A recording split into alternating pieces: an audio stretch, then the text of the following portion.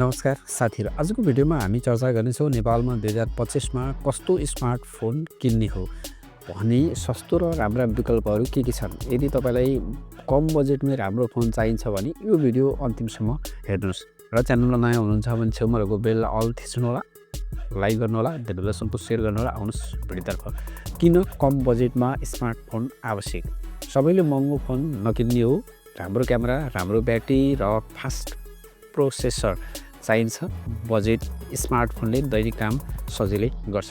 बजारमा लोकप्रिय बजेट फोनहरू जस्तै रेडमी नोट अहिले सबैभन्दा नेपालमा धेरै लोकप्रिय, राम्रो क्यामेरा, ठुलो ब्याट्री र राम्रो यसले सबै कुरा राम्रो दिन्छ। लगभग यसको मूल्य 20,000 देखि 30,000 नेपाली पर्छ र अर्को छ रियलमी नार्जो भन्ने राम्रो गेमिङ सपोर्टको लागि, फास्ट चार्जिङ र राम्रो डिस्प्ले। मूल्य लगभग 18 देखि 25 नेपाली पर्छ। अर्को छ स्यामसङ ग्यालेक्सी ए ब्रान्ड ट्रस्ट, यो क्लिन एन्ड्रोइड अनुभव र राम्रो सपोर्ट। मूल्य लगभग 25 देखि 35,000 नेपाली पर्छ।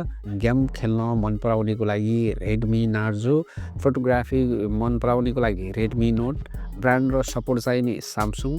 ठुलो स्क्रिन र बजेट, कम बजेटमा किन फोन किन्ने बेला ध्यान दिनुपर्ने कुराहरू जस्तै ऱ्याम र स्टोरेज कम्तीमा पनि 4 GB ऱ्याम र 64 GB स्टोरेज राम्रो हुन्छ। ब्याट्री क्षमता 4000 mAh भन्दा माथि। प्रोसेसर मिड रेन्ज जस्तै क्वाइल कम वा मिडियम ट्याक हुनुपर्छ। क्यामेरा र सफ्टवेयर अपडेट सपोर्ट। अब तपाईँलाई कुन स्मार्टफोन सबैभन्दा राम्रो लाग्यो कमेन्टमा लेख्न नबिर्सनु होला। भिडियो मन परे लाइक र सेयर गर्नुहोस् र यस्ता जानकारीको लागि हाम्रो च्यानललाई सब्सक्राइब गर्न नभुल्नु होला।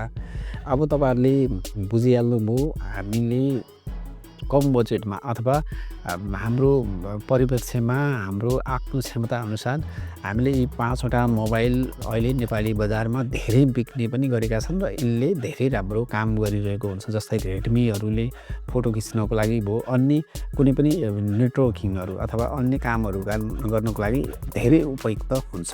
स्वयं मैले आफैले पनि रेडमीको मोबाइल युज गरिरहेको छु।